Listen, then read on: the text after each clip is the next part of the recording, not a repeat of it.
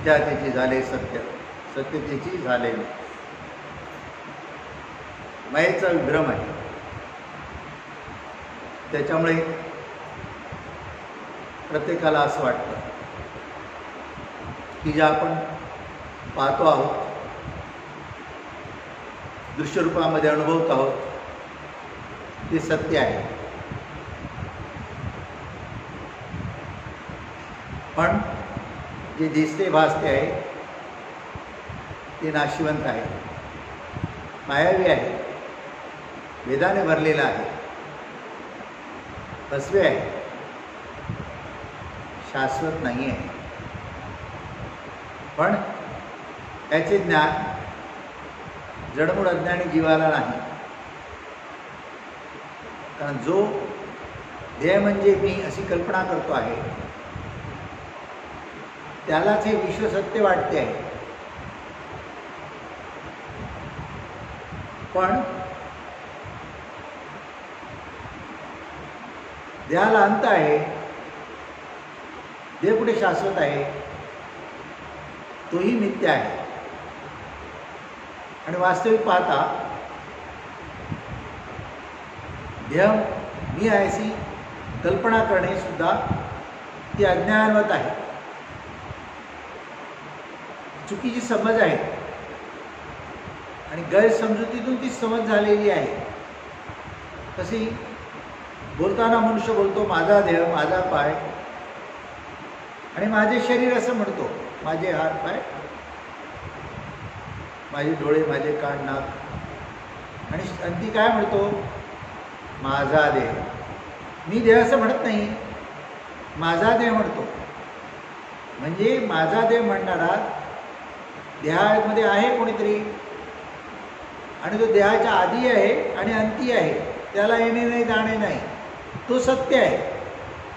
जो प्रत्येकाच्या ठिकाणी आत्मा आहे, चैतन्य आहे, ते परमात्म्याचं स्वरूप आहे. ते देहाच्या आधी आहे, देहाच्या अंती आहे. देहाची निर्मिती त्याच्यामुळे झालेली आहे, विश्वाची निर्मिती त्याच्यामुळे झालेली आहे. विश्व येते आणि जाते, जगत असं म्हटलंय, जगत जन्मते आणि जाते. पण सर्व काही त्याच्या साक्षीने होते आहे.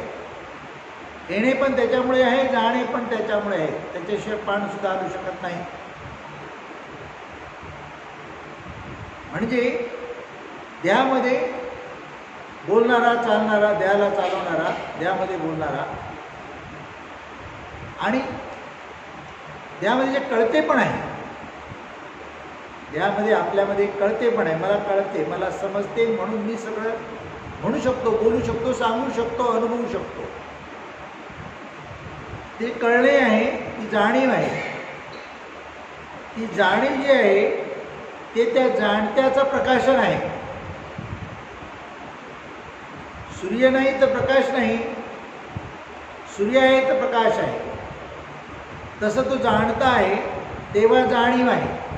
जाणीव आहे तर कळते पण आहे, कळते पण आहे म्हणून मी तू, माझं तुझं असा भाव बनतो आहे. पण ते कळते पण ज्ञानस्वरूप नसेल तर, ते कळते पण अज्ञानरूप असेल तर चुकीची समज होते, मिथ्या सत्य वाटते.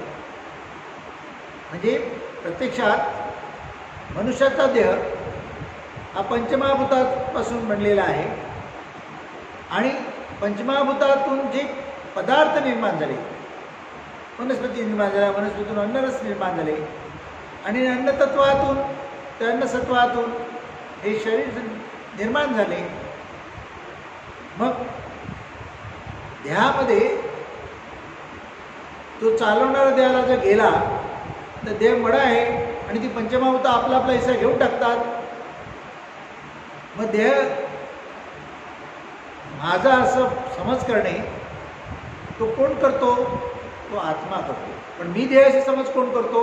अज्ञान, जो जीव आहे, अज्ञानी जडमूळ, म्हणजे चुकीची समज, चुकीची जाणीव, मायाभ्रम. त्याच्यामुळे तो म्हणतो आहे तो मायाभ्रम गेला पाहिजे. त्याच्याशिवाय सुख नाही, शांती नाही, समाधान नाही, मोक्ष आणि मुक्ती पण नाही. लोकांची कल्पना काय आहे देव ईश्वर जे 33 कोटी रूपामध्ये होऊन गेले ते सर्व आहेत. आणि आपण एक मनुष्य जीव आहोत अशी कल्पना आहे. पण मनुष्यामध्ये किंवा देवाधिकामध्ये त्यांचे असणे येणे जाणे कोणामुळे घडले? विश्वाची निर्मिती आणि विश्वाची उत्पत्ती स्थिती लय तिन्ही क्रिया कोणामुळे घडत आहेत? तर ते चैतन्यघन आत्म्यामुळे घडत आहेत, त्या परमात्म्यामुळे घडत आहेत. तो बोलतो चालतो, तो हुंकतो, त्याला समज आहे, तो म्हणतो माझा देह. त्याला मरण नाही, देहाला मरण आहे, त्याला मरण नाही. त्याला जाणले पाहिजे, त्याला ओळखत नाही कोणी. रामदास स्वामी म्हणतात एका समासामध्ये, खरा देव तो चोरला असे. जो मुख्य देव आहे त्याची ओळख लोकांना नाही, जे होऊन गेले त्यांची ओळख आहे. ज्याच्यामुळे ते होऊन गेले, जर सूर्यामुळे प्रकाश आहे, तर ज्यांच्यामुळे ते प्रकाशित झाले, ज्ञानस्वरूप म्हणून देवरूपाला आले, पण ज्याच्यामुळे आले त्याला कोणी ओळखत नाही. जसं मी म्हणतो, एक सुंदर हार आहे, हार पाहताना फुलाकडे लक्ष जातो, किती सुंदर फुलं आहे, आणि मग थोडा भला मोठा हार आहे, किती सुंदर बनवला आहे, त्याची योजना, फुलांची रचना कशी सुंदर केलेली आहे, असं सगळेजण म्हणतात. पण त्या हारामध्ये जो दोरा आहे, ज्या दोऱ्यामुळे त्या हाराला रंगरूप, म्हणजे दोऱ्यामुळे त्या अस्तित्व हाराला निर्माण झालं, फुलं होती. ती फुलं एकत्र येऊन ती सुंदरता हाराची, ते हार निर्माण झाला, त्या हाराला अस्तित्व आलं हार म्हणून, ते त्या दोऱ्यामुळे आले. तसं हे जग आहे, त्या जगाला अस्तित्व त्या परमात्म्यामुळे आहे, आणि देहाला अस्तित्व आत्म्यामुळे आहे. आत्मा परमात्मा दोन्ही एकच, तो खरा आहे, त्याला सद्वस्तू म्हणतात. शाश्वत आहे, त्याला येणे नाही जाणे नाही, सर्व चराचर भरून उरला, सर्व ठिकाणी कुठे रिता ठाव नाही, रिकामी जागा नाही, असा तो आहे. ज्ञानस्वरूप आहे, जाणीवरूप आहे. प्रत्येकाच्या ठिकाणी असणारी जाणीव ती ज्ञानस्वरूप असेल तर तो त्या आत्मस्वरूप आहे. ती जाणीव जर अज्ञानस्वरूप असेल तर तो जीव आहे, जडमूळ. जाणीवेमध्ये भेद कधी होतो? वासना, इच्छा, भावना, कल्पना, स्वार्थ, लोभ, मोह, काम, क्रोध ह्याच्यामुळे होतो. हे त्याच्यात नसेल तर तो देवस्वरूपच आहे, परमात्माच आहे. म्हणजे कुठे जायला नको, यायला नको, तू बसल्या ठाई देव ईश्वर आहेस. मी देव ईश्वर आहे, तो माझ्यात आहे, मी आणि तो वेगळा नाही, असा भाव झाला तर शोधायला जायची गरज नाही, आणि शोधून कुठे सापडणार नाही. लोक कल्पनेमध्ये अडकलेले आहेत, आणि कल्पना मिथ्या आहे. कल्पनासुद्धा जे मिथ्या आहे त्याच्यातूनच कल्पना निर्माण करतात. जे मुळातच मिथ्या आहे त्याच्यातून आलेली कल्पना सत्य कशी होईल? ती पण मिथ्याच आहे. हे जाणले पाहिजे. हे जाणत नाहीत लोक. तेच त्यांच्यातमधलं मोठं अज्ञान आहे, आणि अज्ञान भ्रांतीमुळे ते पुन्हा पुन्हा जन्ममरणाच्या फेऱ्यामध्ये अडकत आहेत, आणि स्वार्थ, लोभ, काम, क्रोध या सर्वामुळे त्यांची कर्मे ही चुकीची होत आहेत, आणि त्याचं फळ पण त्यांना हानिकारक होते, त्रासदायक होते. म्हणून आपल्यामध्ये असणारा चैतन्य आत्मा हाच ईश्वर देव आहे, आणि मी तो आहे असा एकदा निश्चय झाला तर सच्चिदानंद स्वरूप म्हणजे आपण सत्यनित्य शाश्वत आणि आनंद स्वरूप पवित्र असं होऊन जातं, आणि तेव्हा जे ईश्वराचं सामर्थ्य आहे ते आपल्याला लाभते, ती प्रचिती येते. पण हे असं होणे नाही सहजासहजी, कारण त्याच्यासाठी देहमनावर संस्कार पाहिजेत. ते देहमनावर संस्कार त्या संतांमुळे, सद्गुरूमुळे, जे आत्मप्रचितीचे आहेत त्यांच्यामुळेच होऊ शकतात. त्यांनासुद्धा देवत्व त्यांच्यामुळे आले. तो कृष्ण भगवान म्हणतो, मी गवळ्याचा पोरगा, मला देवत्व आलं ते माझ्या गुरुमुळे आले, सांदीपणीमुळे आले, असं तो कबूल करतो. श्रीरामसुद्धा तेच म्हणतात. जे संत ज्ञानीपुरुष पण होऊन गेले ते सुद्धा माझ्यामध्ये देवत्व असणारं मला दाखवून दिलं त्या माझ्या सद्गुरूने. तो माझ्यापेक्षा श्रेष्ठ आहे, तो परब्रह्मस्वरूप आहे, तो आदि अंती आहे, आणि त्याचंच स्वरूप आत्मा परमात्मा म्हणून मी आहे असा निश्चय त्यांचा झाला. ते देवरूप झाले, देव म्हणून पूजेला लागले. पण ते त्यांची जी काया आहे जिथे पडली ते तीर्थ झाले. जिथे त्यांची काया पडली तिथे ते तीर्थ झाले. पण काहीला त्यांच्या मत होतं कारण ते देवस्वरूप होते. सामान्य माणूस सुद्धाच कल्पना करतो, काशीला जाऊन मेलो तर मला मोक्ष मिळणार अशी कल्पना करतो, किंवा एका पवित्र नदीच्या तीरी जाऊन माझा देहत्याग केला, म्हणजे गंगा आहे पुढे आहे तिकडे जाऊन देहत्याग केला. आता गंगेचं पाणी तपासलं आणि इतर नदीचं पाणी तपासलं, पाणी पाणीच आहे, काय फरक निघेल त्याच्यामध्ये?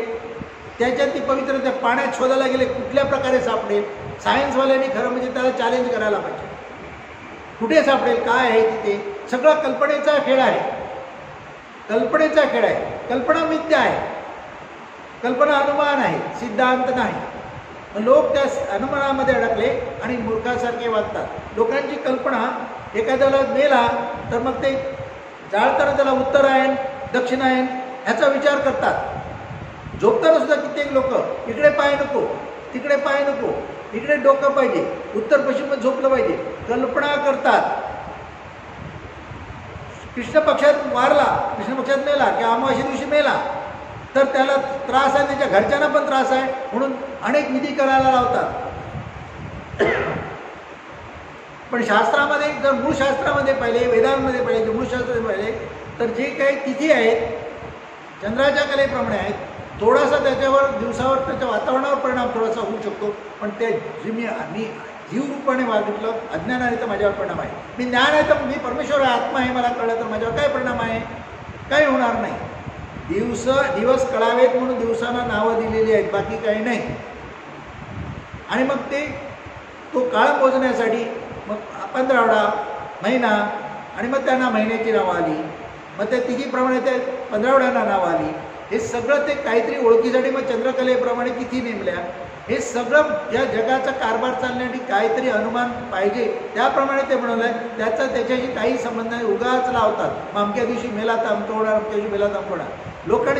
मी लोकांना चॅलेंज करून विचारतो, अमावास्या दिवशी जन्मलेले सगळे भीक मागतायत का? त्यांचं वाईट झालं आहे का? अमावास्या दिवशी जगात किती लोक जन्मत असतील? एका मिनिटाला अनेक लोक जन्मतात जगामध्ये, काहीतरी विश्व आहे, इतके लोक जन्मत आहेत एका मिनिटात, एका सेकंदामध्ये. मग त्या अमावास्या दिवशी एवढे जे जन्मले पूर्ण जगामध्ये, त्यांना कोणाला त्रास आहे? सर्व जगासाठी आकाश एकच आहे, सर्व जगासाठी परमात्मा एकच आहे, सूर्यही एकच आहे. मग सूर्य आणि चंद्राच्या कलेचा किंवा आणि इतर दिनमानाचा परिणाम फक्त जे कल्पना करून राहिलेले आहेत त्या एका अमुक एक धर्माला, अमुक एक समाजालाच का बरं? जगामध्ये इतर धर्माचे लोक आहेत, समाजाचे लोक आहेत, त्यांना का नाही बरं? आणि ते सुखाने आहेत. म्हणजे सगळा कल्पनेचा खेळ आहे, इकडे कोण लक्षच देत नाही. जे युगपरंपरा चालत आलेलं आहे, तेव्हा लोक जगाची उत्पत्ती झाली तेव्हा जग ज्ञानाचा प्रचार प्रसार नव्हता. तेव्हा लोकांचे वस्त्र पण तशीच होती, खाणेपिणे, उठणे, बसणे, राहणे सगळं तसंच होतं. बाकी सगळ्या गोष्टींमध्ये सुधारणा झाली, वस्त्रांमध्ये सुधारणा झाली, खाण्यापिण्यामध्ये सुधारणा झाली, घरादारामध्ये सुधारणा झाली, मी कपड्यालत्यात सुधारणा झाली. पण ह्या विचारामध्ये, ह्या ज्ञानामध्ये सुधारणा का होत नाही? लोक अज्ञानात काय आहेत किंवा भांडाभांडी काय आहे, भेदाभेदी काय आहे? ह्याच्यामुळे अशांती ती, ह्याच्यामुळे अज्ञान भरलेलं आहे जगामध्ये. जे मिथ्या आहे ते सत्य मानतात आणि सत्य आहे ते कोणाला माहीत नाही आहे, आणि म्हणून लोक दुःख भोगत आहेत. म्हणून प्रत्येकाने त्याचा विवेक केला पाहिजे, त्याचा साधन अभ्यास केला पाहिजे. म्हणून संतांची संगती पाहिजे. तुम्ही कुठे मेलात आणि कधी मेलात ह्याच्यामुळे तुमची मोक्षमुक्ती नाही आहे.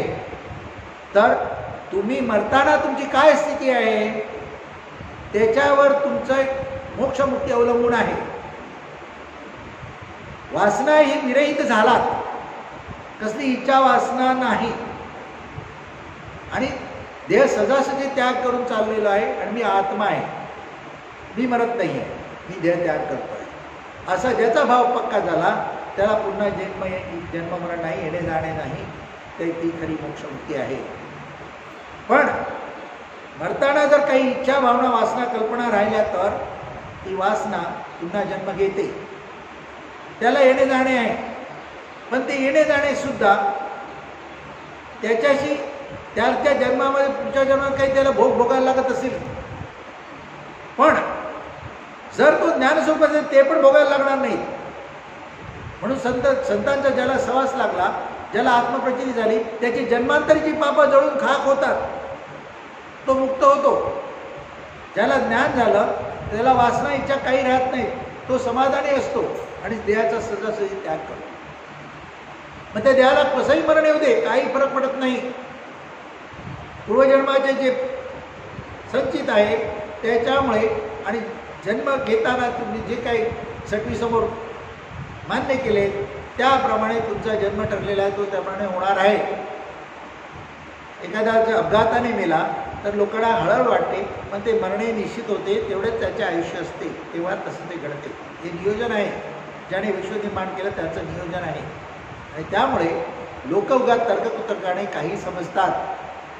संत ज्ञानीपुरुष सदा सुखी का आहेत? तुम्ही ज्या आकाशाखाली राहतात, तुम्ही ज्या सूर्यचंद्राच्या सहवासात राहतात, त्या ज्या पंचमहाभूतांच्या सहवासात तुम्ही राहतात, त्या सहवासामध्ये संत साधू ज्ञानीपुरुष राहतात. आणि जे काही स्थित्यंतर होते आहे जगामध्ये, हवामानाचे, कालमानाचे, परिस्थितीचे, ते सर्वसुद्धा त्यांना पण लागू होतात. तरी ते सुखी आहेत. का आहेत? की त्यांना माहीत आहे की नित्य आहे आणि शाश्वत नाही आहे. आज आहे उद्या नाही आहे. दुःख जरी याला प्रसंग आला तरी आज आहे उद्या नाही आहे, उद्या निश्चित बदल होणार. म्हणून ते आपलं जीवन आहे प्रारब्धावर सोपून देतात. ते पुरुषाची त्याच्यामध्ये घडेल त्याप्रमाणे सोपून देतात आणि आपण ज्ञानस्वरूप होऊन त्या ज्ञानस्वरूप स्थितीमध्ये राहतात. म्हणजे देहप्रपंच करतील, आपल्या सामान्य लोकांसारखे व्यवहारतील, वागतील, परंतु अंतर्यामी सदा जागृत आहेत. जगात पिशाच अंतरिशाना सदा ब्रह्मी जाणा निमग्नतो. ते ब्रह्मस्वरूप स्थितीमध्ये सदा असतात. त्यामुळे येणाऱ्या परिस्थितीचा त्यांना भय चिंता वाटत नाही. आलेल्या परिस्थितीला सदासहजी सामोरे जातात आणि त्यांना आपल्या स्वरूपाचं ज्ञान म्हणजेच त्यांना ते ईश्वरी सत्व, ईश्वरी सामर्थ्य सहजपणे प्राप्त झाल्यामुळे ज्ञानस्वरूप स्थितीमुळे आलेल्या प्रसंगातून मार्ग सहजासहजी काढतात. गणपतीला का मांडतात? चतुर्दशी त्याचे चातुर्य आहे, ज्ञानी आहे तो. ज्ञानामुळे त्याला महत्त्व आलेले आहे. नाही त्याचं रंगरूप पाहिल्यानंतर त्याच्याकडे काय आहे असं वाटेल, प्रश्न पडेल. त्याचं पोट पाहिलं तर काय प्रश्न पडेल, हत्तीचं तोंड स्वरूप आहे काय प्रश्न. पण ज्ञानस्वरूप आहे, ती ज्ञानस्वरूप जिथे आहे तिथे चातुर्य आहे. आणि चातुर्य आहे तिथे सुख आहे, शांती आहे, समाधान आहे. म्हणून तू सुख करता, तू दुःख करता असं म्हटलेलं आहे. तुमच्यामध्ये तो आहे, ते आहे सर्व तुमच्यामध्ये. तुम्ही विसरला आहात, संभ्रम झाला आहे तुम्हाला आणि तुम्ही जीव बनले आहेत आणि दुःख भोगत आहात आणि जग जे मिथ्य आहे ते सत्य मानत आहात. आणि जे तुम्ही देह नाही, तुम्ही आत्मा असताना मी देह याची कल्पना करतात आणि ह्याच्यामुळे तुम्हाला दुःख आहे, ह्याच्यामुळे तुम्हाला मृत्यूचं भय आहे आणि ह्याच्यामुळे तुम्हाला मोक्षमुक्तीपासून तुम्ही दूर आहात. जे तुम्हाला आपल्या स्वरूपाचे ज्ञान प्राप्त झाले तर सहजपणे तुम्ही सर्व दुःखातूनही मुक्त होता, तुम्ही जन्ममरणाच्या फेऱ्यातूनही मुक्त होता, तुम्ही ज्ञानस्थितीमध्ये परमानंद भोगता. आणि ही किमया संत सत्पुरुष ज्ञानी पुरुष भक्तीच्या योगे करून दाखवतात. म्हणून आपल्या जीवनामध्ये संतसंग पाहिजे, ज्ञानीपुरुषाचा सहवास पाहिजे आणि नित्यनेमाची साधन भक्ती पाहिजे. मग तुमचा परमार्थही उत्तम होतो, प्रपंचही उत्तम होतो आणि तुम्हाला स्वस्वरूपाची प्राप्ती होऊन तुम्हाला साक्षात्कार होऊन तुम्हाला मोक्षमुक्ती मिळते, तुम्ही सुख भोगता. म्हणून प्रत्येकाच्या जीवनामध्ये भक्ती मार्ग पाहिजेच पाहिजे. आणि आपण कोण, देव ईश्वर, मुख्य देव ईश्वर कोण आहे त्याचं ज्ञान पाहिजे. मग संभ्रम दूर होतो आणि मग खूप सुख शांती समाधान लागते. राजाधिराज सुगुडा श्री सिद्धरामेश्वर महाराज की जय. राजा